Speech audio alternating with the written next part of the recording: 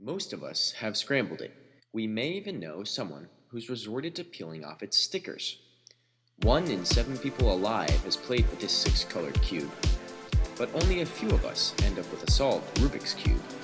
Thank you all for coming out today and coming to my first competition. That is, unless we're among a growing number of cubers, capable of solving the toy that has been puzzling the world since its creation. The toy has even spawned an increasingly popular sport, speed cubing. I had the idea to host a competition at Exeter actually before I came to the school. Like it came into my mind, but I struck it down as a vague possibility. It wasn't even a dream. On October 3rd, 86 cubers from around the country poured into Granger Auditorium to compete in the first annual Phillips Exeter Cube Day. The first competition was held in 1982 in Budapest. Welcome to the first ever Rubik Cube World Championship to be held in Hungary. And this was, I think the cube was invented in the 70s by Rubik. Hungarian professor Erno Rubik created the popular puzzle as a way to challenge his architecture students, and the toy became an international phenomenon. Competitors were hooked. The participants ranged from 9 to 60 years old, but they had one thing in common: a love of speed cubing. Really, the hobby of competitive speed solving is really new, and in the past decade, I think it's gotten so much. People have gotten a lot faster. Like the world record in 1982 was like 20 seconds, and in 2006 it was probably 11 or 10 seconds. Now it's 5. It's gonna bottom out, but people have improved, and the knowledge that people gain from figuring things out themselves or studying puzzle theory really compounds on each other. My name is Mr. Woodmore. I'm the advisor to the Cube Club. I like solving puzzles. Like I've met a lot of really good friends that live like all across the country, and it's fun. I'm not really here to like win. I'm more here to like meet new people, just do it with like other people that can also do it. I'm not the fastest, but I still really like enjoy doing it. There are like a few girls, and it's good, but there have been a lot more girls lately in the cubing community.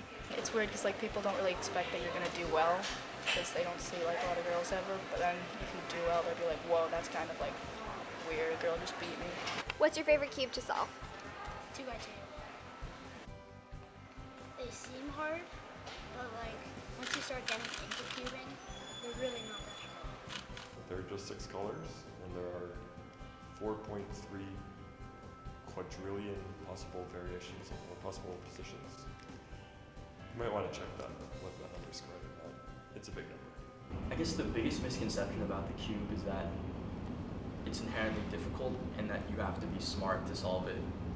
I think that the perceived difficulty of the Rubik's Cube is unfortunate.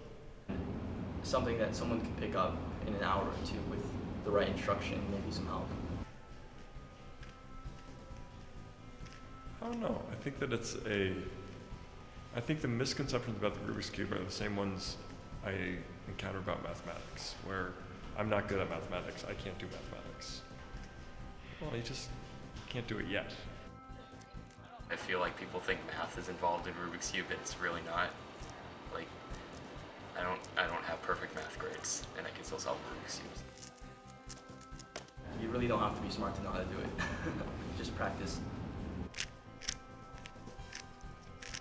But there's an answer. There's a fixed goal, which is it's like bowling a perfect game. I really like that idea as well. Solving the cube two-handed is pretty straightforward. There are patterns you recognize and algorithms you can perform, but the bulk of it is really recognizing patterns that you've learned before and executing moves that you remember, whether it's in your head or in your hands. A lot of it's muscle memory. And the same goes for doing it one-handed, which I'm a big fan of. You get hand-free. But blindfolded is actually a totally different process. You can memorize a solution to the puzzle by the order in which the letters have to move.